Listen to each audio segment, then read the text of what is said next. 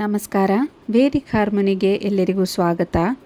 March 1ನೇ ತಾರೀಕಿಂದ ಈ ನಕ್ಷತ್ರಗಳಿಗೆ ಶುಭ ಫಲ ಯಾವ ಯಾವ ನಕ್ಷತ್ರಗಳಿದೆ ಅಂತ ನೋಡುವ ಮುಂಚೆ, ನಿಮ್ಮ ನಕ್ಷತ್ರ ನಿಮ್ಮ ರಾಶಿ ನಿಮಗೆ ಗೊತ್ತಿಲ್ಲ ಅಂದರೆ ನಿಮ್ಮ ಡೇಟ್ ಆಫ್ ಬರ್ತ್ ಅಂದರೆ ನೀವು ಹುಟ್ಟಿರುವ ದಿನ, ತಿಂಗಳು, ವರ್ಷ ಹಾಗೆ ಹುಟ್ಟಿರುವಂಥ ಸಮಯವನ್ನು ನೀವು ಕಮೆಂಟ್ ಮೂಲಕ ತಿಳಿಸಿದರೆ ನಾನು ನಿಮ್ಮ ನಕ್ಷತ್ರ ಹಾಗೂ ರಾಶಿಯನ್ನು ರಿಪ್ಲೈ ಆಗಿ ತಿಳಿಸ್ತೀನಿ.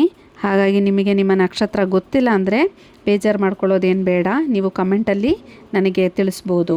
ಹಾಗಾಗಿ ನಿಮ್ಮ ನಕ್ಷತ್ರ ಕೂಡ ಇದರಲ್ಲಿ ಇದೆಯಾ ಅಂತ ತಿಳ್ಕೊಬೋದು.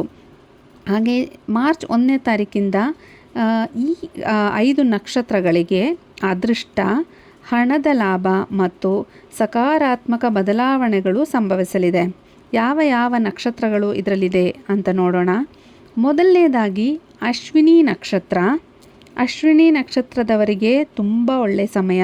ಮಾರ್ಚ್ 1ನೇ ತಾರೀಕಿಂದ ಉದ್ಯೋಗ ಹಾಗೂ ವ್ಯವಹಾರದಲ್ಲಿ ಹೊಸ ಅವಕಾಶಗಳು ದೊರಕಬಹುದು. ಹಣಕಾಸು ಸಂಬಂಧಿತ ಹೂಡಿಕೆಗಳಿಂದ ಲಾಭ ಸಾಧ್ಯ. ಆರೋಗ್ಯದಲ್ಲಿ ಸುಧಾರಣೆ ಹಾಗೂ ಮುಂದೆ ಬರುವ ದಿನಗಳಿಂದ ಶುಭವಾಗಲಿದೆ. ಎರಡನೆಯಂಥ ನಕ್ಷತ್ರ ರೋಹಿಣಿ ನಕ್ಷತ್ರ. ರೋಹಿಣಿ ನಕ್ಷತ್ರದವರಿಗೆ ಧನಾಗಮನ ಹೆಚ್ಚಳ ಮತ್ತು ಆರ್ಥಿಕ ಸ್ಥಿರತೆ. ಉದ್ಯೋಗದಲ್ಲಿ ಹೊಂದಿಕೆಗಳು ಮತ್ತು ಪದೋನ್ನತಿ ಸಾಧ್ಯ. ಕುಟುಂಬದಲ್ಲಿ ಶಾಂತಿ ಮತ್ತು ಸ್ನೇಹ ಸಂಬಂಧಗಳು ಸದೃಢಗೊಳ್ಳಬಹುದು. ಮೂರನೇ ನಕ್ಷತ್ರ ಮಖ ನಕ್ಷತ್ರ.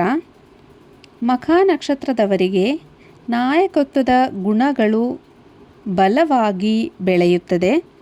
ಅನಿರೀಕ್ಷಿತ ಹಣ ಅಥವಾ ಪಿತೃ ಸಂಪತ್ತಿನ ಲಾಭ ನಿಮಗೆ. ಆಧ್ಯಾತ್ಮಿಕ ಬೆಳವಣಿಗೆ ಮತ್ತು ಹೊಸ ಪದದ ಅರಿವು. ನಾಲ್ಕನೇ ನಕ್ಷತ್ರ ಸ್ವಾತಿ ನಕ್ಷತ್ರ. ಸ್ವಾತಿ ನಕ್ಷತ್ರದವರಿಗೆ ವ್ಯಾಪಾರದಲ್ಲಿ ಯಶಸ್ಸು ಮತ್ತು ಹೊಸ ಗುತ್ತಿಗೆಗಳ ಅವಕಾಶಗಳು. ವಿದೇಶ ಪ್ರಯಾಣದ ಮೂಲಕ ಉತ್ತಮ ಫಲಗಳು ದೊರಕಬಹುದು. ಮನೋಸ್ಥೈರ್ಯ ಹೆಚ್ಚಳ ಮತ್ತು ಆತ್ಮವಿಶ್ವಾಸದಲ್ಲಿ ಬೆಳವಣಿಗೆ. ಇನ್ನು ಕೊನೆಯದಾಗಿ 5ನೇ ನಕ್ಷತ್ರ ಉತ್ತರಾಷಾಢ ನಕ್ಷತ್ರ. ಉತ್ತರಾಷಾಢ ನಕ್ಷತ್ರದವರಿಗೆ ಉದ್ಯೋಗ ಮತ್ತು ವ್ಯಾಪಾರದಲ್ಲಿ ಪ್ರಗತಿ. ವೈವಾಹಿಕ ಜೀವನದಲ್ಲಿ ಸಂತೋಷ, ಉತ್ತಮ ಒಡನಾಟ, ಆರೋಗ್ಯದಲ್ಲಿ ಸುಧಾರಣೆ ಮತ್ತು ಶಕ್ತಿಯ ಅನುಭವ.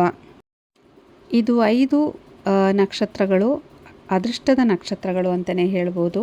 ಮಾರ್ಚ್ 1ನೇ ತಾರೀಕಿಂದ ಹಣಕಾಸಿನ ಲಾಭ ಹಾಗೂ ಸಕಾರಾತ್ಮಕ ಬದಲಾವಣೆಗಳು ಈ 5 ನಕ್ಷತ್ರಗಳಿಗೆ ಆಗಲಿದೆ.